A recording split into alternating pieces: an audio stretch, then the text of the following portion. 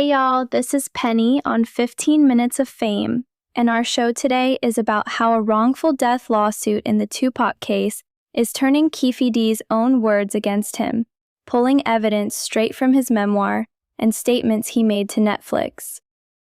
Alright, let's talk about something that's been dragging on longer than my patience for people who say, actually, in conversations.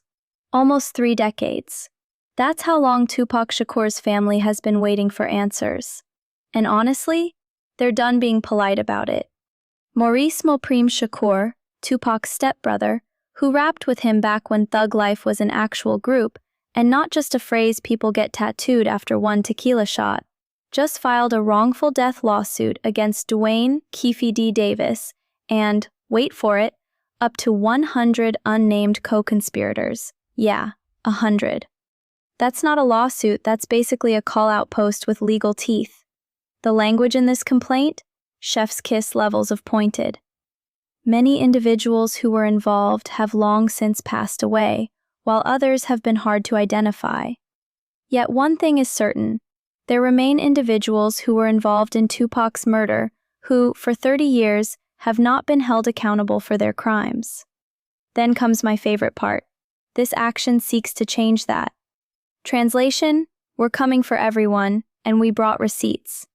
Here's why this matters beyond just being another chapter in hip-hop's most infamous cold case.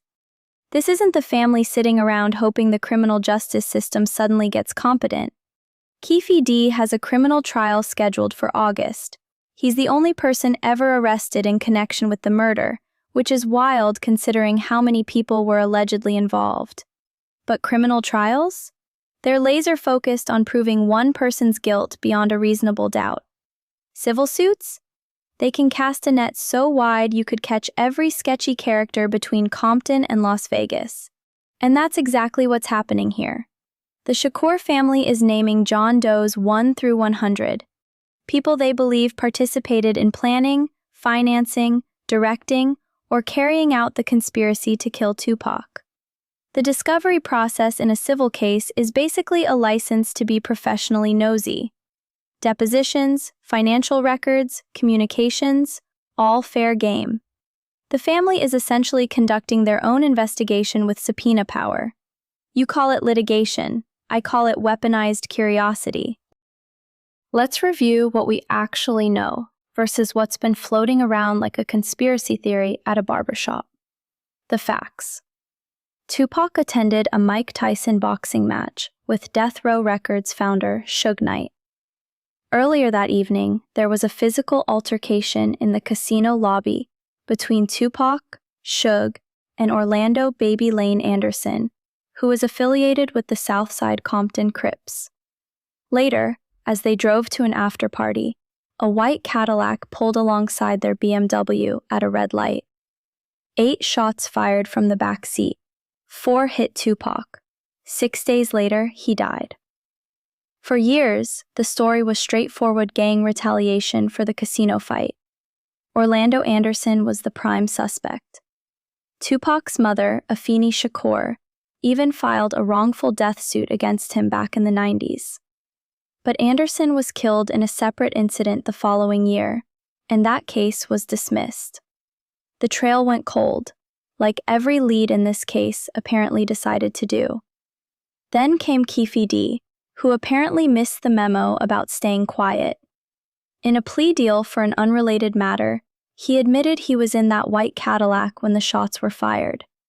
Then he published a memoir where he described the situation in vivid detail, claiming to be the on-the-ground, on-site commander of the operation. He even wrote about Tupac reaching for a weapon before things escalated. You know what we call that in the business? Talking yourself into handcuffs. Authorities arrested him in September 2023, nearly 3 decades after the murder. He's pleaded not guilty, and his defense team argues he made false public statements for street credibility and book sales. But here's the problem with that defense. He's been remarkably consistent about placing himself at the scene, even if specific details have shifted over the years. That's not great for a "I made it all up" argument. The 3 other men allegedly in that Cadillac with Keefe D are all dead now, which makes him the last living witness to one of hip-hop's most notorious unsolved murders. And that's where things get really interesting, because the Shakur family isn't buying the simple gang retaliation narrative anymore. The complaint references recent evidence, including grand jury testimony from Keefe D's criminal case, and allegations from a Netflix documentary that dropped in December called Sean Combs: The Reckoning. According to multiple reports, that documentary contains claims that Keefe D said Sean Combs, yes, Diddy, offered him a significant amount of money to commit the act. Now, Diddy has repeatedly denied any involvement. He called the Netflix documentary a shameful hit piece, and to be clear, he's never been charged with anything related to this case. But the fact that the Shakur family is citing this documentary in their lawsuit tells you they believe there's a broader, more complex conspiracy at play here. They're not just going after the person who pulled the trigger, or even the guy who allegedly orchestrated it. They're looking for everyone who might have contributed financially or logistically to what happened that night. And that murkiness is exactly what the Shakur family is trying to cut through. Mopreme is filing this suit as administrator of the estate of Tupac's stepfather, Mutulu Shakur, who passed from cancer. So this isn't just Maurice seeking justice for his brother. It's about carrying forward the mission of a family that's been devastated by loss. Afeni Shakur, who was Tupac's fiercest advocate and filed that first wrongful death suit back in the day, is gone too. The torch has been passed to Maurice, and he's making it clear he's not letting this go. The lawsuit explicitly states they'll amend the complaint to name specific defendants as their investigation continues. Translation: this is just the beginning. They're putting everyone on notice. If you had anything to do with Tupac's murder, they're coming for you. And they're using every piece of evidence that's emerged in recent years, from Keefe D's own admissions to grand jury testimony to documentary allegations, to build their case. Think about the timing. Keefe D's criminal trial starts in August. The 30th anniversary of Tupac's passing is coming up in September. This lawsuit isn't just about financial damages, though they're seeking unspecified monetary compensation.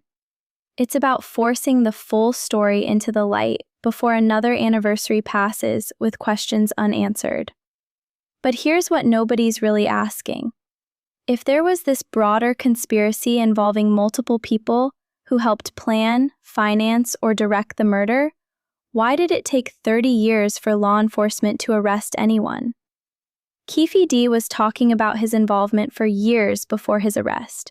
The grand jury heard testimony that allegedly points to other conspirators. So where's the urgency from prosecutors to pursue those leads? That's the frustration you can feel in the language of this lawsuit. The criminal justice system moved slower than my motivation on a Monday morning for 3 decades. And even now, with one suspect finally in custody, the family doesn't trust that the whole truth will emerge through that process alone. So they're taking matters into their own hands with this civil action. The cultural weight of this case can't be overstated. Tupac's murder, along with Biggie's passing 6 months later, represents a wound in hip-hop that never fully healed. These weren't just unsolved cases. They were symbols of a moment when the music industry's biggest artists were caught in cycles of violence that the industry itself helped promote and profit from. The East Coast-West Coast rivalry, the affiliations, the blurred lines between credibility and actual danger, it all culminated in these 2 losses that changed hip-hop forever. And now, as we're almost 30 years out, we're finally getting some answers. But the Shakur family is making it clear. Partial answers aren't enough. They want to know everyone who played a role, everyone who knew, everyone who helped make it happen. And they're willing to name 100 unnamed defendants to get there. The discovery process in this civil case could be explosive. Financial records could reveal who funded what. Communications could show who knew what and when. Depositions could force people who've stayed silent for decades to finally talk under oath. And unlike the criminal trial, where the burden of proof is beyond a reasonable doubt, civil cases only require a preponderance of evidence, meaning it's more likely than not. That's a lower bar, and it could make all the difference. Keefe D is already facing life in prison if convicted in the criminal case. Now he's got this civil suit to contend with too, along with up to 100 other people who might be named as the family's investigation continues. For someone who spent years publicly talking about his role in one of hip-hop's most infamous murders, the walls are finally closing in. Funny how consequences work like that. The Shakur family has been fighting for justice for 30 years.